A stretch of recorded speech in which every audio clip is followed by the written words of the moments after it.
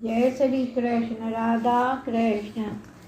पुत्रदा एकादशी महात्म। धर्मराज युधिष्ठिर ने पूछा, हे कृष्ण, आपने मुझको सफला एकादशी का महात्म विधि सहित कहकर कर्तार्थ किया।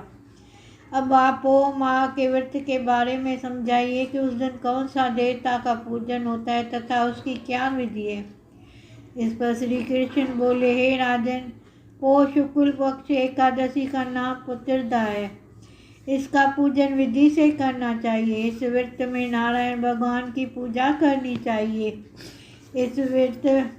इस चर और अचर संसार में पुत्रदा एकादशी कोई व्रत के समान अन्य दूसरा कोई व्रत नहीं है। इसके पुण्य से मनुष्य तपस्वी, विद्वान और लक्ष्मीवान होता है। इसमें मैं एक कथा में सुनाता हूँ, सुनो। भद्रावती नगरी में सुकेतमान नाम का एक राजा राज्य करता था। उसकी स्त्री का नाम शैव्या था। पुत्र न होने के कारण चिंता रहती थी उसे। पुत्र राजा के पितर रो रो कर पिंड लेते थे और सोचा करते थे कि इसके बाद हमें कौन पिंड देगा। इधर राजा को भी बंधु बांधव, मंत्री, मित्र, राजा, हाथी, घोड़ा आदि से भी संतोष नहीं होता था। उसका एकमात्र कारण पुत्रहीन होना था। यह विचार करता था कि मेरे मरने पर मुझे कौन पिंड देगा। बिना पुत्र के पितरों और देवताओं को ऋण नहीं हो चुकता। जिस घर में पुत्र न हो वहाँ सदैव अंधेरा ही रहता है। इसलिए मुझे पुत्र की उत्पत्ति के लिए प्रयत्न करना चाहिए। जिन मनुष्यों को अपने पुत्र का मुख देखा है उनको वो धन्य है। उनको उस लोक में यश व लोक में गति मिलती है, अर्थात उनके दोनों लोक ही सुधर जाते हैं। पूर्व जन्म के कर्मों से ही इस जन्म में पुत्र धन आदि मिलते हैं। इस तरह राजा रात दिन इसी चिंता में लगा रहता था। एक दिन राजा ने अपना शरीर त्याग देने की सोची, परंतु विचार करने लगा कि आत्मघात करना महापाप है। राजा इस तरह मन में विचार कर एक दिन छिप कर वन को चल दिया। राजा घोड़े पर सवार होकर वन में पक्षियों और वृक्षों को देखने लगा। उसने वन में देखा कि मृग, बाघ, सूअर, सिंह, बंदर, सर्प आदि भ्रमण कर रहे हैं। हाथी अपने बच्चों और हाथनियों के बीच में घूम रहे हैं।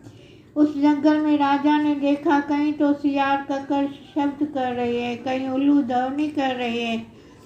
वन के दृश्यों को देखकर राजा सोच विचार में लग गया। सोच विचार में उसके 2 पैर व्यतीत हो गए। अब राजा को भूख और प्यास लगने लगी। वह सोचने लगा, मैंने यज्ञ किए हैं, ब्राह्मणों को मध्याह्न भोजन कराया है, परंतु फिर भी मुझे यह दुख क्यों मिल रहा है। राजा प्यास के कारण अत्यंत बेचैन होने लगा।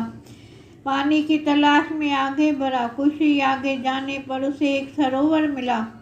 उस सरोवर में कमल खिल रहे थे। उस सरोवर में सारस, हंस, मगरमच्छ आदि विहार कर रहे थे। उस सरोवर के चारों तरफ मुनियों के आश्रम बने थे। उस समय राजा के दाहिने अंग फड़कने लगे। राजा मन में प्रसन्न होकर सरोवर के किनारे बैठे हुए मुनियों को देखकर घोड़े से उतरा, दंडवत करके उनके सम्मुख बैठ गया। राजा को देख मुनीश्वर बोले, हे राजन, हम तुमसे अत्यंत प्रसन्न है। तुम इस जगह कैसे आए हो, कहो। इस पर राजा ने उनसे पूछा, हे मुनीश्वरों, आप कौन हैं और किस लिए यहाँ आए, सो कहो। मुनि बोले, हे राजन, आप पुत्र की इच्छा करने वाले को उत्तम संतान देने वाली पुत्रदा एकादशी है। हम लोग विशेष देव हैं, इस सरोवर पर स्नान करने आए हैं। इस पर राजा बोला, हे मुनीश्वर, मेरा भी कोई पुत्र नहीं है। यदि आप मुझ पर प्रसन्न हो तो एक पुत्र का वरदान दीजिए। मुनि बोला, हे राजन, आज पुत्रदा एकादशी है, आप इसका अवश्य ही व्रत करें। भगवान की कृपा से आपको अवश्य ही पुत्र होगा। मुनि के वचनों के अनुसार राजा ने उस दिन एकादशी का व्रत किया और द्वादशी को उसने पारायण करा। मुनियों को प्रणाम करके अंत में अपने महल में वापस आया। अंत में रानी को गर्भ के कारण धारण किया। 9 महीने के बाद उसको एक उत्तम पुत्र रतन पैदा हुआ। राजकुमार अंत में अत्यंत वीर, धनवान, यशस्वी और प्रजापालक हुआ। श्री कृष्ण भगवान बोले, हे राजन, पुत्र की प्राप्ति के लिए पुत्रदा एकादशी का व्रत करना चाहिए। जो मनुष्य इसका महात्म श्रवण व पठन करता है उनको स्वर्ग मिलता है। जय श्री कृष्ण। राधा कृष्ण।